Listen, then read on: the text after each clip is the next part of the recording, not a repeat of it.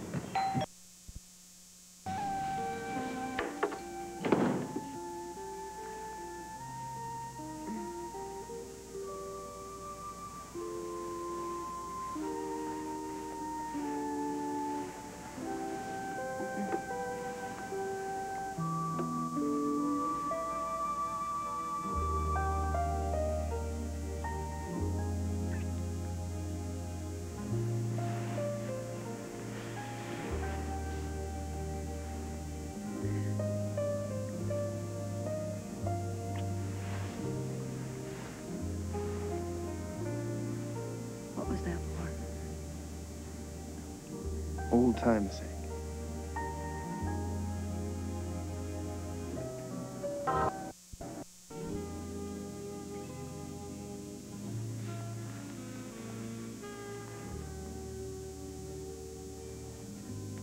Oh, excuse me. Oh. Whoa. Petra, it's all right. That's a little harsh. You know, in the old days, the parents used to come in and find the babysitter making out. Oh, here. I'm a grown man. I'm still getting caught. Was Jamie okay? Did he? Oh, he went out like a fine? light after 3 stories. There you are. Listen, I appreciate your staying late. No problem. That was Nice. Oh, don't forget that Jamie has a play date with Christopher Jones tomorrow. Oh, okay, yes, I Thanks marked a it lot. down. Drive safe. Thanks again. Cool. And the moral of the little story is, What? don't play coy with me. You know damn well you invited me in this house to teach me one of life's little lessons. And what did we learn? Well, we learned that the hearts and flowers take second place to bedtime bulletins and play dates. Well, that's very good. I think you should go to the head of the class. Thank you. No, come on. No matter what you might think, I did not plan this, but... Yeah. No, it is. It's Sure. You're guilty. You know you are.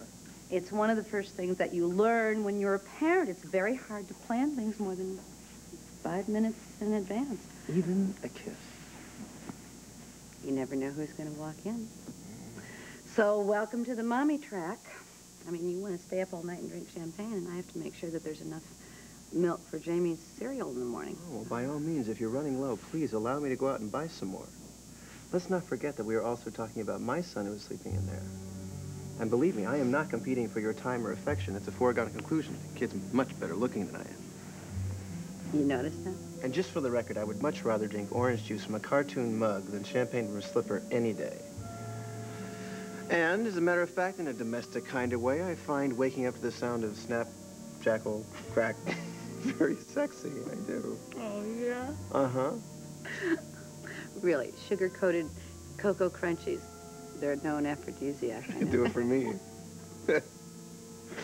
You know the old woman that lives in the shoe? Uh-huh. You could make her think that that is a split-level dream house with 1,000 good miles left on No, it. wait. I think you should go. I am not trying to feed you a line. I'm not. I promise. know I that. swear. I know that. That's the trouble. You just say and do all the right things. Well, obviously I'm slipping. Otherwise, you wouldn't be showing me the door. Tell the truth. Have you really got to get up early tomorrow? Are you just doing this because your mind's still mulling on the fact that you bumped into Edmund over at the Valiant dining room tonight? Or is it simply that you're not sure whether you want to do this? I think the better question is, why do you want to?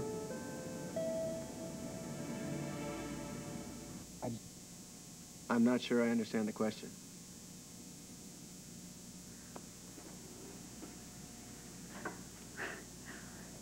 Tonight was the worst-case scenario. I mean, Edmund showed up, right? I don't regret anything. I'm still standing. A good time was had by all. I mean, as for me, I had a marvelous time. Brava!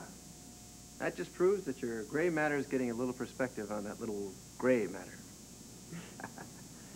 I'm sorry.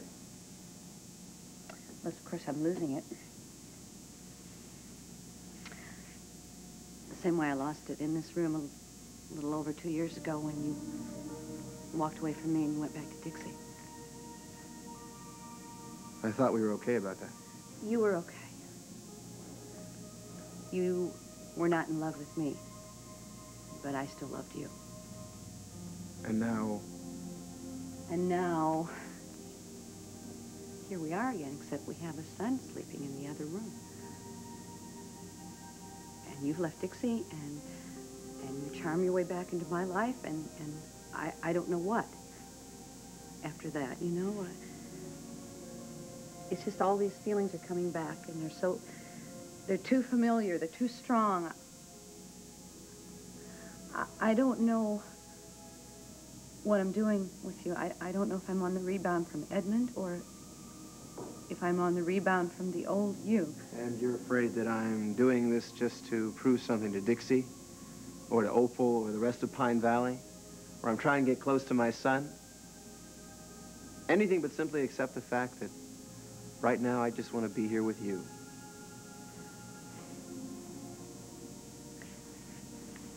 The thought of history repeating itself scares me to death.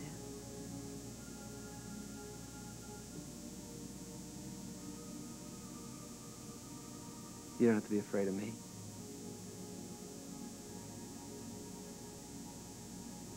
I'm sorry, that must have been pretty tough for you to say. Well, by all means, in that case, I won't gloss over it with some kind of a glib comment. I don't think that was our style anyway. No, it wasn't. We were always very honest. It was brutal, but we knew where we stood. Okay, tell you what. You stand right there, right where you are, looking gorgeous. And you know what I'm gonna do?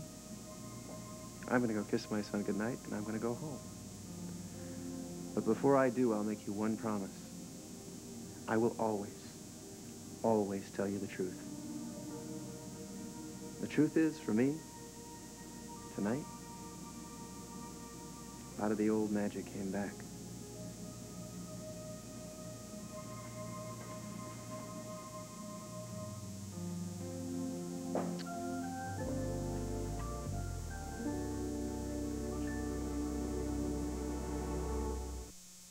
You've got big plans? I cannot tell you what a wonderful feeling it was to come home. To have a homecoming like this with you and Jamie. It's wonderful. I can't describe it. I can't describe it because it's something I've never had before. I'm very flattered. All the way back, all the way to Chicago, and all the way coming back, I was thinking about us. I was thinking about what we could have together. And I don't want to stay on the sidelines anymore. I don't. Really, I don't want to hedge my bets anymore. I want to go for it. A very wise, very handsome man, who shall remain nameless, but whose initials are TM, once said to me that I should not languish on the sidelines. I should get in the game. I should be a player. That's what he said. Yeah, well, as I recall, you did get in the game. You got off the bench, and I'm still feeling guilty about the way the game ended. I got hurt. I got over it. Yeah, well, I, for one, don't ever want to see you hurt that way again. Dad, that's life. Yeah, so they say. But it is. It happens.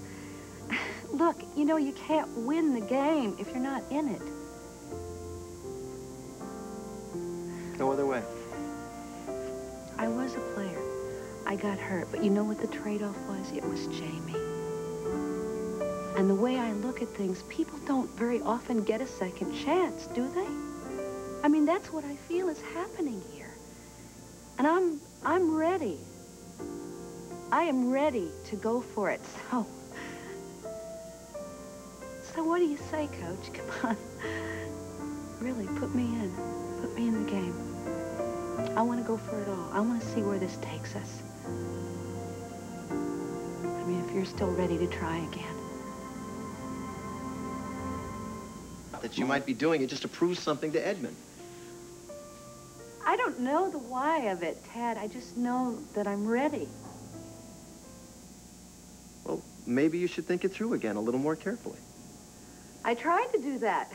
Some things just are not part of reason, you know? I think with affairs of the heart, you just have to go on instinct. What do your instincts tell you now? When I was with Edmund and he asked me to take a risk like this, all I know is that I heard alarms go off and my feet turned to blocks of ice. And now? I don't know. For some mysterious reason, when you ask me to take the same risk,